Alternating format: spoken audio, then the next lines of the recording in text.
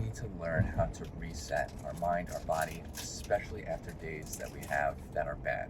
Periodic bad days happen. We need to learn how to reset, especially as gamers, competitive gamers, streamers. It is very important to be able to reset so you can be refreshed and play your best game. What's up, dreamers? Welcome to Drive Environment. Today I want to talk about resetting emotionally, physically, and I want to say this because a lot of times people hold on to bad days. Like somebody has a bad day, they'll hold on to it all day. Or, especially if the morning starts rough. And I'm talking about this because this morning was a rough morning, okay? But we're here, we're on our way, we're making our way, and everything is good, right? So it's like, I could dwell on it the rest of the day, but what good is it gonna do me? Nothing, except for make me more miserable. So it's not worth doing that. Easier said than done. Sometimes it's hard to shake that feeling, but it is important to do so, and it's important to do so for your mental well-being. Now, if you're a gamer, or if you have to go to work or school or something, and you're holding on to those negative feelings, it's gonna come out. Like, there's nothing you can do about it. It's just gonna, like, you can hide it as much as you can, but it's still gonna kind of present itself in certain ways.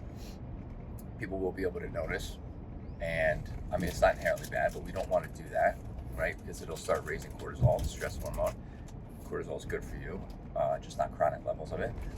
And as gamers, it's going to come out of your game. If you're a competitive gamer, or if you want to be a big streamer, or especially if you're, working to compete, or if it's a day of competition, you're not going to want to hold on to, negative energy, basically, because that would impact your ability to play video games. I mean, it really will. It's going to distract you. Distractions will cause slower reaction time just because you're distracted. Your cognition isn't going to be there. You might not be able to outplay opponents.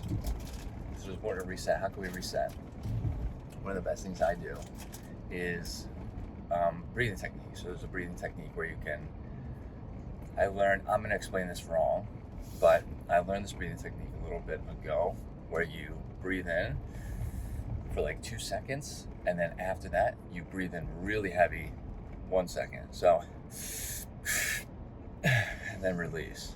And that kind of gives yourself I'm going to explain this wrong again. It helps to lower your heart rate, kind of reset your mind. So that is a natural movement from the body where I should have researched this before I'm speaking about it, but that is a natural movement. Like if you hear babies crying, it's a way to calm the body. Like the body uses that to calm itself down. So it'll lower your heart rate. It'll help to lower the cortisol levels, help to reset hormones. Now, it's not magic. It's not going to work 100% instantly, but it does work. And babies have that ability to do that. So if you hear them crying really hard, when they're crying, and then they're sucking in that extra air and then breathing it out fairly hard, it's that the body's way of trying to calm the body and the mind. So breathing technique is one of them. Another thing is another thing that I do, this is easier said than done again, is I focus on the fact that I don't need to dwell. So I think it is important to acknowledge it. So like, these things were happening, made my day bad. Why? Are they going to impact the rest of my day? No. Like, what happened to me this morning? No, not going to impact the rest of my day.